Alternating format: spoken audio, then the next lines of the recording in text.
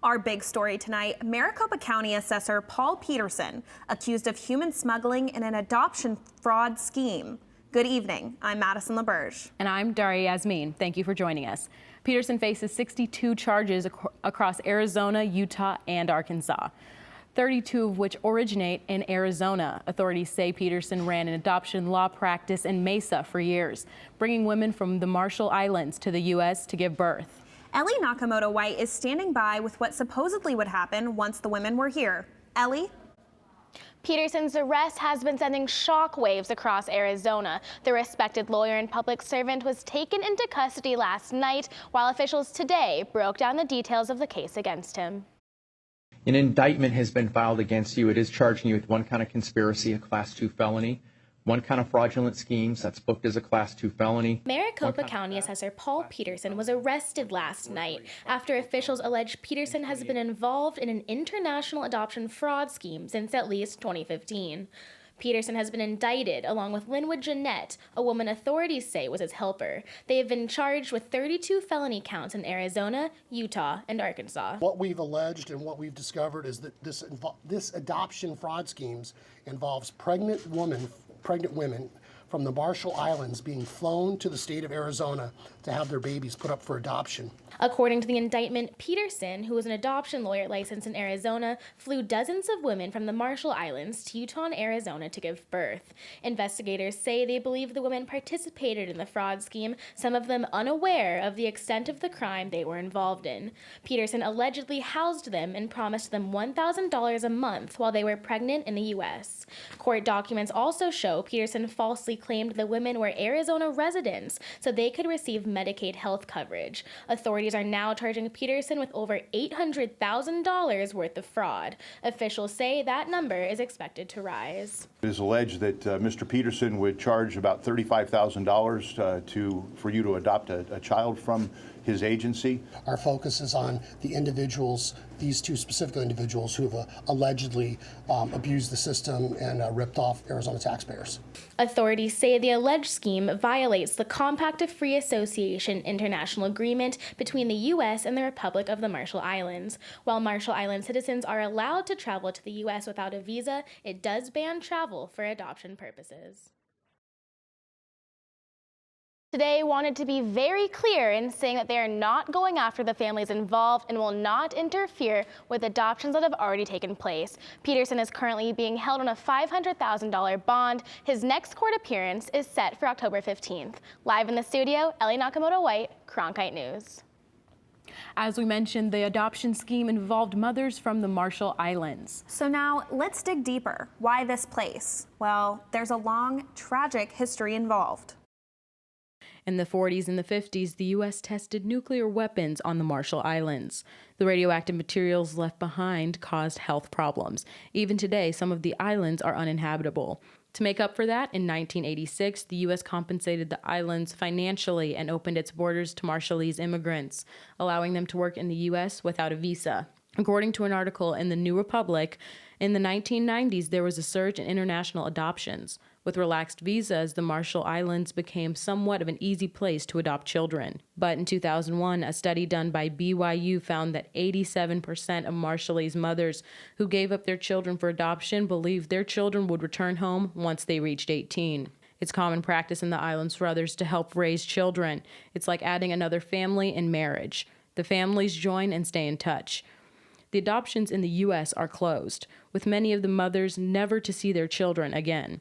To try and stop this, the Marshall Islands Adoption Act of 2002 made it illegal to solicit a baby for adoption through financial incentive.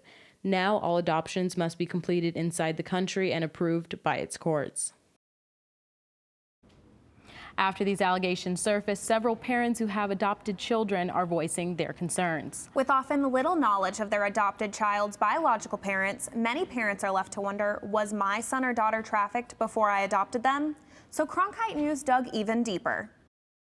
Local Arizonan mom Julie Todd Brokaw knew she wanted to adopt when she was just 19 years old. Biggest worry was you'd see these stories where the family wants the kid back and courts were overturning the adoptive rights, and so this poor child was being returned home to people they didn't actually know but were their biological family. And I knew right then I wanted no part of that. And so that's the reason we pursued the international adoption route. Brokaw adopted her son from Seoul, Korea almost 23 years ago. She says that it cost her about $5,000 for the entire process. Since then, that same exact adoption would be a much more expensive price. She says that she never worried about if her son was trafficked, but said other parents may be. You know, the normal wonderings were, maybe my parent was wealthy or famous. Maybe that movie star is my mom or dad, you know, where now it's like, oh my word, what if I was human trafficked? Brokaw says prospective adoptive parents need to gather the most information that they can. It is definitely a hard situation for families looking to expand their family that way with all the pitfalls, but I think it's just being really educated and knowing and really doing your research and speaking to people firsthand. And if someone says, you know, it's always like, if it seems too good to be true, it probably is. Still, information can be hard to come by. We base so much truth on what we can read and find online, and then you're so judged and critiqued if you don't know that it's not the truth. But it's like, how can you know sometimes? To try and prevent illegal adoptions, international regulations were established in 1993 by members of the Hague Convention. Several countries have included illegal adoptions in their anti-trafficking legislation, but the U.S. has not. Developing now, more than 500,000 customers in the dark and rising. That's because California's largest utility company is intentionally cutting their power. In an effort to prevent wildfires in the northern and central part of the state, Pacific Gas and Electric agreed to pay billions of dollars in damages for the role their equipment played in last year's deadly Camp Fire. Now the company is looking to be proactive. PG&E says the intentional blackout could last several days. Once the winds die down, the company will conduct safety inspections before restoring power. Cronkite News reporter Jordan Evans is joining us now to explain why the current weather conditions could become a recipe for disaster. So Daria, wildfire conditions actually increase because of two things: lots of wind and lots of dry air. And we have both of those in our state this week. So let's take a look at the upper level pattern. This is where we can talk about the wind. And wind is actually driven by pressure changes. So when you see all these white lines across the United States, those are lines of equal pressure. And notice right near Idaho and portions of Nevada and Utah, those lines get really, really close together. So as that storm system moves its way off to the east, those lines are going to get even closer together, which means the wind speeds are going to pick up here at the surface. So especially across northern Arizona, we're going to feel that later this afternoon and into the evening, even into tomorrow and possibly Friday as well, because that storm system is just not going to be moving very fast. So let's talk about the wind speeds for tonight. Again, all of these areas shaded in purple and pink, those are areas that could see anywhere from 30 to 40 mile per hour wind speeds. Now the gusts could top anywhere from 50 to 60 across the high country later tonight. Now the thing is, those winds will back off later tomorrow morning, but tomorrow afternoon, we're going to do it all again, especially out to the west, up and down that Colorado River Valley. We're talking wind speeds anywhere from 30 miles per hour and those gusts approaching 40 to 50 miles per hour. So that's something that you all should keep in mind, especially if you live out to the west. Now, our second ingredient is going to be the low humidity levels. Now, because wildfires are so easy to spark when dry air is in place, when you factor in the wind, it's the perfect fuel source to get those wildfires going. So that's why all these areas shaded in pink, those are red flag warnings for tonight, even to tomorrow also, because conditions are just going to remain so favorable for wildfires. So the best thing you can do is just to avoid burn bans in your area and simply don't toss your cigarette butts out the window, because it doesn't take much to spark wildfires in these really dry conditions. In the Cronkite Weather Center, Jordan Evans, Cronkite News. A professor in Tucson says he's disappointed with the decision of his health care insurance. And he is suing the state for what he says is a case of discrimination. Ryan Mushka is live at the digital desk with the details. Thanks, guys. The professor is working with doctors to transform his body to be the sex he identifies as. And he says he won't give up without a fight. I'm also transgender. Since an early age, Dr. Russell Toomey says he always felt different. He says he was born biologically a woman, but always identified as a man. Working as an associate professor at the University of Arizona in Tucson, he researches how to deal with the situations people may encounter if they are transgender. Suicide prevention and resilience building among LGBT youth. who are experiencing discrimination or rejection from their families. Over a year ago, he decided to have a hysterectomy and requested coverage from his health insurance company. He believes it's medically necessary, but his insurance disagreed. It was denied because there is an exclusion listed in the plan that the Arizona Department of Administration manages that says that there is no coverage for any trans-related surgeries. In February of this year, he decided to file a lawsuit against the state of Arizona and the Arizona Board of Regents. We submitted a Title VII equal opportunity claim of discrimination. The American Civil Liberties Union is supporting his cause. In a statement, they say, "No one should be denied medically necessary care because of who they are. Transgender people are a part of our community, our families, and our workplaces, and they deserve the same benefits Arizona affords everyone else." Cronkite News contacted the Arizona Board of Regents to obtain a statement. A representative said that because it is an ongoing litigation, they cannot comment at this time. Toomey is convinced that he deserves to have the surgery and that it shouldn't be an issue for insurance to cover it. Definitely, you deserve health care. You deserve to be seen by healthcare providers. You deserve to receive that affirmative care to affirm your gender, regardless of what the provider that you may have seen is saying. The first hearing already took place and they did not reach a resolution. We will keep you informed. At the digital desk, Ryan Mushcott, Cronkite News. High school can be anything but a walk in the park. But a new program is looking to relieve some student anxiety. Coming up next on Cronkite News at 5, we take you to one campus looking to turn stress into success. And 3 sexually transmitted diseases on the rise in the U.S. Why experts believe the number of cases continues to climb.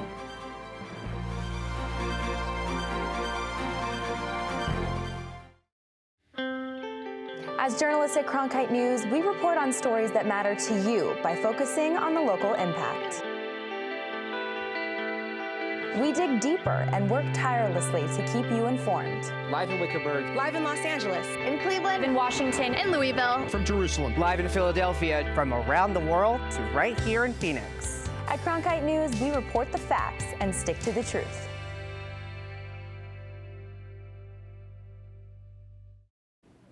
New data shows a record-breaking rise in sexually transmitted diseases across the United States. According to CDC officials, cases of gonorrhea, chlamydia, and syphilis have all risen for the 5th straight year. More than 2 million people were diagnosed last year. The combined number marks the most cases ever recorded since monitoring began in the U.S. Possible factors include the surge of patients getting tested and diagnosed, and decrease in people using protection. The report also found cases tend to be higher in younger people and adolescents. As students experience stress and anxiety at school, one program in Phoenix is aiming to address the problem. Cronkite News reporter Peter Gong shows us how it's helping. I was really struggling with schoolwork as well as college preparation, and I was just very stressed out, didn't know how to manage my time very easily or very efficiently. Kennedy Waters, a student at the Phoenix Metropolitan Arts Institute, isn't alone. According to the Pew Research Center, 70% of teens surveyed last year said that anxiety and depression are a major problem. The Arts Institute offers a program designed to help students with anxiety and stress. It's called Project Wayfinder, a year-long curriculum that allows students to explore themselves and find their own purpose to be happier, healthier, and less stressed out. Project Wayfinder's hypothesis is that if students have a deeper understanding of who they are and why they're doing what they're doing, then they're going to have better mental health and better life outcomes. Phoenix Metro Arts Institute is the only school teaching the program in Arizona. Matt Baker founded the school to help students discover their own passions. When I started the school, I was trying to create an institution that would take into account students' social and emotional growth and allowing them to find a sense of meaning. Courtney Page Bodorf teaches the Project Wayfinder class.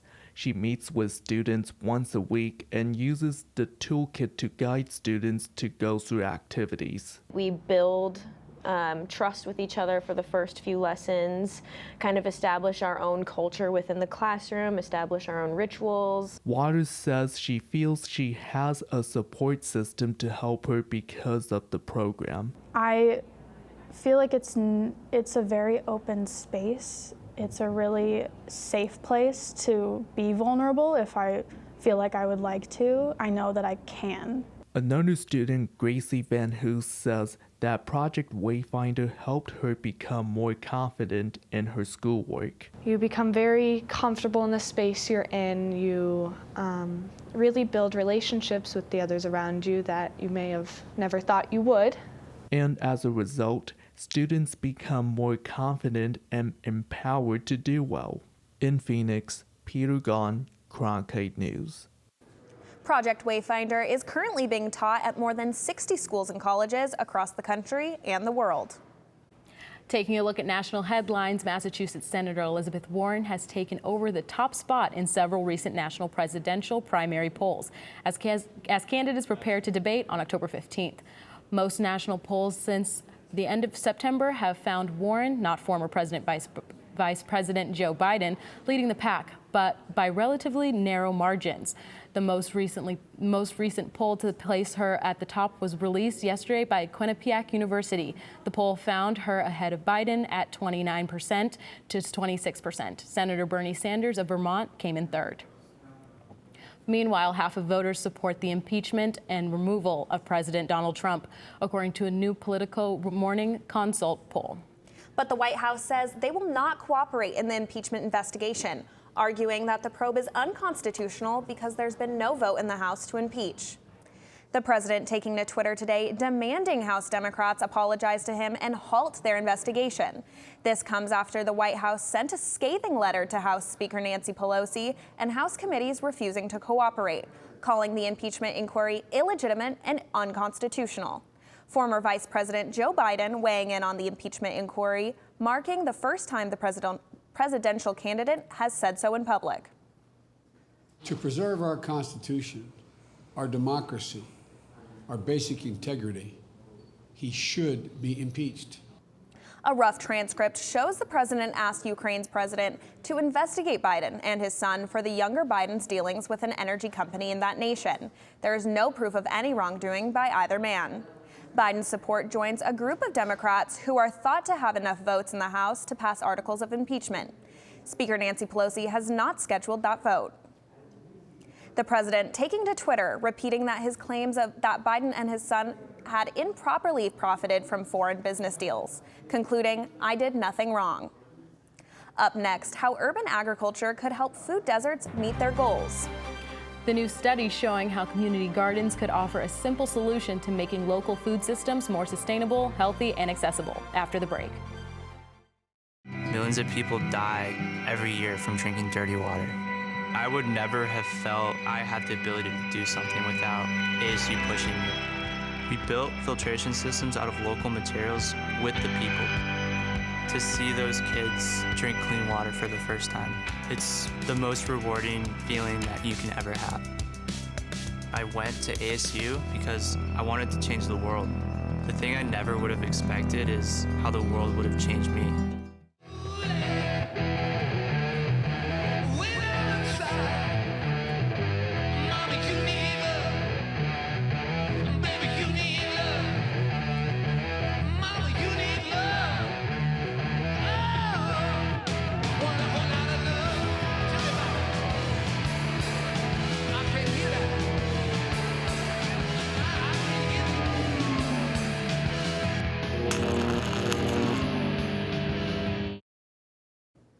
Tribal leaders in the Queen Valley are preparing for a public hearing on the possible impacts of an underground copper mine proposed for the mountains east of Phoenix. The Center for Biological Diversity says the Resolution copper mine would destroy a site that's sacred to the San Carlos Apache tribe. The project could also be harmful to the environment, which is home to the hedgehog cactus and the western yellow-billed cuckoo. Resolution Copper officials say they're working with the tribes to identify important sites and minimize harm. A group of ASU researchers have been studying how urban agriculture can improve sustainability in Phoenix. According to the research, if Phoenix used 5% of its urban spaces, which is about 2% of its land and 10% of its building surfaces. For urban agriculture, the city could come closer to meeting its sustainability goal concerning local food systems. Urban agriculture could also help the city reach its goal of increasing open spaces and reducing environmental impact from building and land use. So Quentin, if I was to go out and maybe start gardening, what's the weather going to be like? Well, if you're an outdoor gardener, you want to pay attention because we are going to see some freezes here tomorrow. But first, I'll show you where. But first, take a look. This is what we have going on right now. The bigger picture, we have a large cold front moving from the western portion of the country down towards the southern central areas, and that is going to affect us here in Arizona. That cold front is pushing some winds, which give us some cooler temperatures that move us into a cool down later this week. But we're also seeing some big winds here, and we're in a wind advisory with gusts between 30 and 50 miles per hour. So you want to tie down any loose ends in the yard. You don't want to lose anything. Because of that, we're also under a weather fire watch, meaning some dry areas of the state could be susceptible to a wildfire. So be careful with working with an open flame and be careful when working outdoors. But getting to the good news, your cool temperatures for tomorrow, we're in some freezes here, 19 in the Grand Canyon, 22 in Flagstaff, only 14 in Widow Rock. So if you want to store your ice cubes outside tomorrow morning, don't know why you would, but you sure could. Don't leave them out too long though, because we are moving into warmer temperatures going into the day. 89 in Phoenix and the mid 50s in the upper country area of the state. But tomorrow we are going to see a cool temperature in the morning here in Phoenix, 67 by 6 a.m., moving up only to 87, maybe a bit warmer as your high for tomorrow. Taking a look at your weekly forecast, here's what we got. 89 is your high for tomorrow and Friday, moving up into the low 90s for your high going into the week, sunny skies, and then we're right back down into the high 80s for your high on Wednesday with a few clouds. From the Weather Center, I'm Quentin Walker. Still to come, the mind massage some women are turning to help them get pregnant. We'll show you the ancient abdominal technique that claims to cure infertility. Don't go away. I'm Judy Woodruff, anchor and managing editor of the PBS NewsHour. The journalists of tomorrow face a fast-changing media landscape, but quality news remains vitally important to our communities, our country, and our world. At ASU's Walter Cronkite School of Journalism and Mass Communication, students learn solid, reliable reporting, holding the powerful accountable, and rebuilding the public's trust. The Cronkite School and Arizona PBS, preparing the next generation for a stronger future of journalism. I'm Judy Woodruff. Tonight on the NewsHour, the White House blocks a key player in the Ukraine affair from appearing before lawmakers. Coming up after Cronkite News and Arizona Horizon on Arizona PBS. Can an ancient massage technique help address health problems, including fertility? Apparently, Arvigo can. It's a form of mind massage that originated in Belize. Cronkite News reporter Gabrielle Oliveira explains why some women have turned to this holistic approach in hopes of conceiving. I had the opportunity to speak to 2 women who used Arvigo therapy along with their practitioners. There are only a few practitioners in the state of Arizona. The women say that this type of massage has made all the difference for them. It was always a dream for Sarah Fleischman to have a child of her own. Well, my pregnancy journey is incredibly long and was incredibly expensive. It wasn't easy. Fleischman struggles with fertility and tried for years to conceive. Then one day, Fleischman asked her friend, Lorraine Paquette, about something called Arvigo therapy, which Paquette practices. I have a background as an occupational therapist and a hand therapist. And as a hand therapist, I was very comfortable with working on decreasing adhesions in order to improve the function of the parts like tendons and nerves and so forth. And so after finishing massage school, I heard about Rosita Arvigo's work and felt like this made sense to me. Arvigo is a massage that targets the abdominal area. The idea is to reposition organs to release blockages. It's named for Rosita Arvigo, who learned the technique in Belize and brought it back to the U.S. I believe in all of the energy work and all of that, so it helped to me, I wasn't worried about it. If nothing else, I got to be more grounded and I got a massage. So These women believe that Arvigo therapy has helped them achieve their dreams of starting a family. According to Melinda Leon, Sitzman's practitioner, the massage helps align the body. It's non-invasive. There's different techniques that it doesn't have to be so in-depth as you think it is. There is currently no scientific data that supports the claim that Arvigo therapy is directly correlated to pregnancy. Massage has been shown to reduce stress, however, and stress can affect a woman's ability to conceive. And I'm very thankful, especially because right now she's taking a nice nap. But I still sometimes am in disbelief that it's real and that I finally have a very wonderful little kiddo who's very healthy. Several Valley fertility specialists declined to comment for this report, saying they were unfamiliar with Arvigo massage. Those who practice the technique say it may also help with digestive problems or regulating menstrual cycles. In the Broadcast Center, Gabrielle Oliveira, Cronkite News.